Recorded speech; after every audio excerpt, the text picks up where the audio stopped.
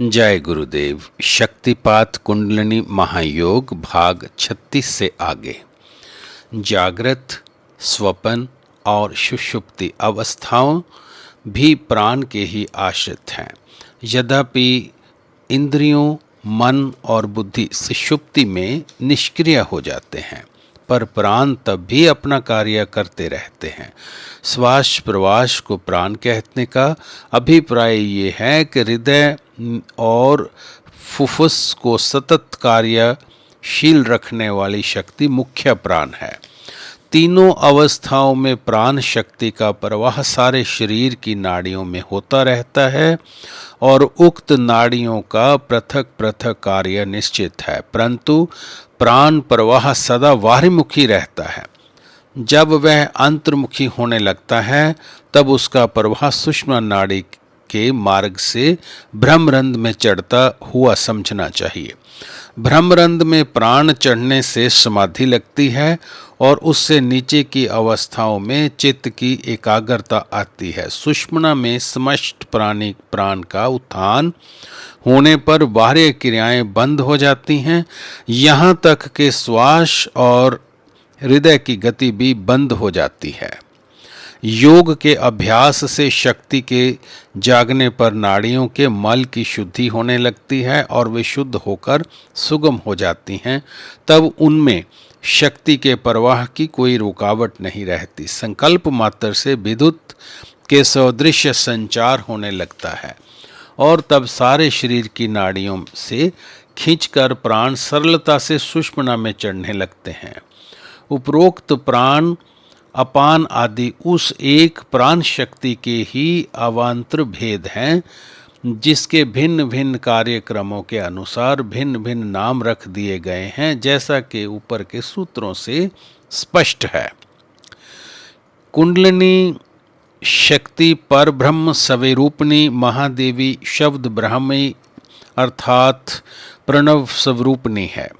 एक और अनेक अक्षरों के मंत्रों की आकृति से व्यक्त होती है। ओ सत्वगुण, उ रजोगुण, म तमोगुण और अर्धमात्रा से उत्पन्न होने वाली अनुनासिक ध्वनि आत्मा के शुद्ध स्वरूप की व्यंजक है, जो अंत में घंटा नादवद ब्रह्म में लय हो जाती है। उन्हें ही कुंडलिनी शक्ति के 3.5 कुंडल समझना चाहिए, जो स्वयंभू लिंग पर बेष्टित हैं।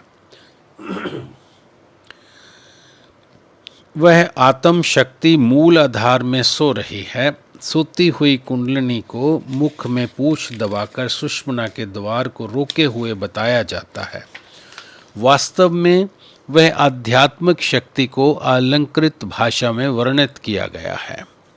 जागी हुई, व्हेन इन डायनामिक फॉर्म, ये मुक्ति रूपी पराशक्ति विशुद्धि चक्र में जा विराजती है। शक्ति के जागने पर तीनों गुणों के बंधन ढीले पड़ जाते हैं और कुंडलिनी अपने कुंडलों को छोड़कर सीधी सर्प आकृति हो जाती है। शक्ति का उठना और सुषुम्ना में होकर कपाल में चढ़ना योगियों के प्रत्यक्ष अनुभव में आता है। उसकी गति सर्पवद प्रतीत होती है, कारण उसकी उपमा सर्प से दी गई है। जब तक वह देह में सोती रहती है तब तक मनुष्य पशुवत व्यवहार करता है, क्योंकि तब तक करोड़ों योग साधन करने से भी ब्रह्म ज्ञान उत्पन्न नहीं होता। बहुत से मनुष्यों की धारणा है कि कुंडलिनी एक नाड़ी है। वास्तव में ऐसा अनुमान होता है कि कंद में शक्ति प्रसुप्त रूप में सदा रहती है और जागने पर उसमें से निकल कर गति रूप में सुषुम्ना में चढ़ने लगती है। कंद उक्त शक्ति का अनंत भंडार है।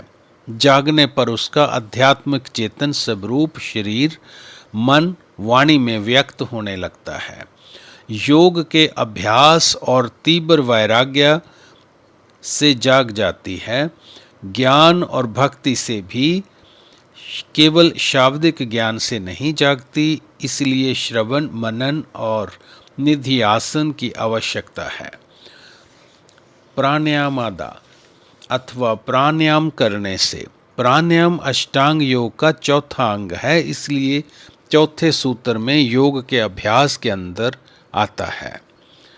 यहाँ पर फिर प्राणायाम को एक अलग उपाय कहने की अभिप्राय ये है कि केवल प्राणायाम के अभ्यास से ही शक्ति जाग उठती है।